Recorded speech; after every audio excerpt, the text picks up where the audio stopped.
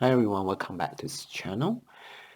In this short video, I'm going to show you the setup and also walk through some of the features that's available for interference analysis, particularly on the spectrogram that's built in for Spectralizer on FieldFox. So there are some features in spectrogram that's useful, especially when you are out and about hunting for signal. So one of it is time marker, where you can gauge how repetitive the signal is.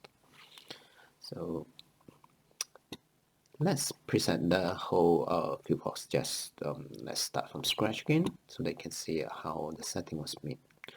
So I'll go to preset, mode preset. So I just want to preset the spectral analysis mode. So currently, as you can see, there's a whole full band. I'm going to focus on just ISM band of the Wi-Fi signal, 2.45 gig. So that's where all the Bluetooth and Wi-Fi signals is using. So let's set the spectral span to 100 meg, and let's lower down the resolution bandwidth to about 100K. So it changes from step and sweep to FFT mode, and when you have a lower resolution bandwidth, because it makes more sense, it's the speed of the sweep, it will be more bearable in that sense. So let's go through that. And so currently you can see some activities happening quite close to the noise wall, which is quite high at -80. And my transmitter is quite far away from the FieldFox currently. So what I would do is I'll turn on the preamp. I will lower down the attenuations just to get some value out there, some signal coming out from there.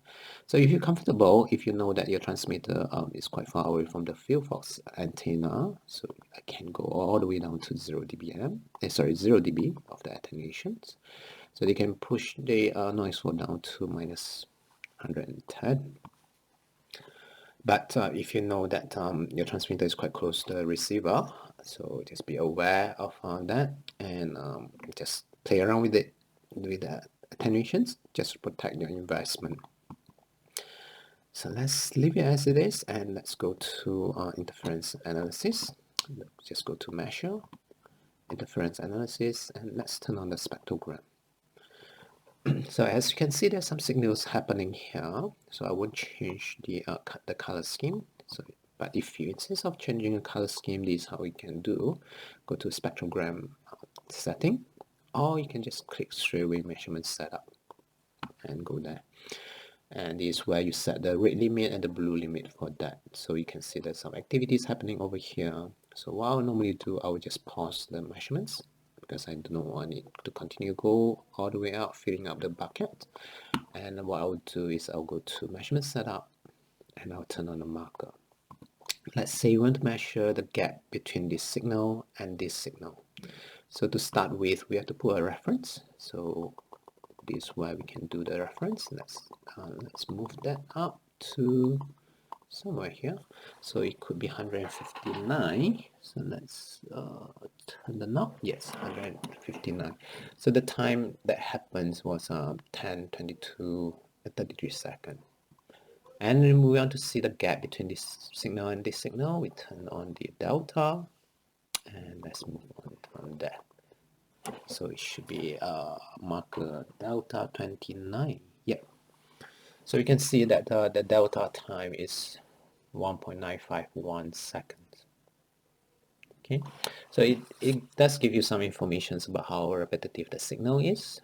So this is just an example because I didn't set the trigger level, the trigger pulse, because it is a pulse signal. So if you want the signal to be there for you to view, so and because currently we are using hit and miss method on the Spectralizer, and this is one of the things that for pulse signal, this is what you're going to see. But if you want to see a constant pulse signal, this is what we're going to do.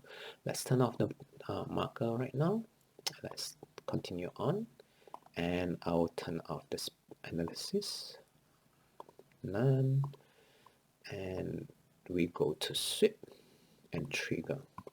So just bear in mind that external video will only work in FFT mode, and if you happens to have be in a sweep step, it will just pop out a message saying that it won't work. So for this case, we can use a video the good old way. So if you can see the green line over here, so you can play around with the trigger level. So as long as there's a signal that's above that trigger line, it's pretty much like the scope how you would use. So this is how it's going to happen. Every trigger line, every signal that go above it, it will start capturing. Okay. Yeah, for this pulse signal, it's not that useful if you use a trigger line. I would prefer to use the RF bus, and I will just move that a bit further up so that you can see that it is a busy signal. And let's see whether it's repetitive. Continue on continuously, and let's see if we change that position. So currently it's at that. Can't do much. Yeah, I'll change the sweep type from FFT to step. So let's turn the resolution bandwidth to a bit further up, so it becomes step. Let's change the trigger back to ISO bus, and let's see. Oops. So it's not working for that. Yeah, this is what I meant. You trigger saying that it won't work. Yep. Okay, let's turn that down, and let's work on this. Sweep setup. Trigger. Let's make it a bit lower, so that it's constantly being updated. Okay, so this is one of the way to measure a very pulsy signal, and what I would do is I'll increase the sweep time. Once it's triggered, it take it slowly, and then it's always there to update the trace, and if there's anything that's coming along the way, it will just capture.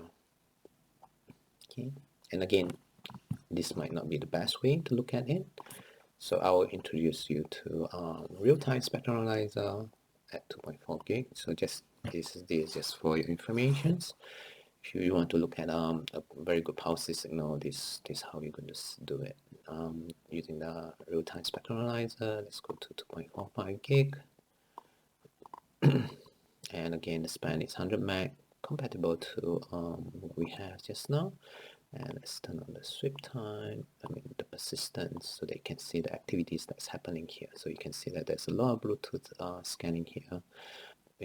Currently where I'm scanning for access point, I guess. This is a Wi-Fi signal. So again, there's a big difference when you use a Spectralizer and real-time Spectralizer to look at a pulsy signal, such as this. All right. So thanks for watching. Hope you gain some knowledge on that. Again, thanks for watching.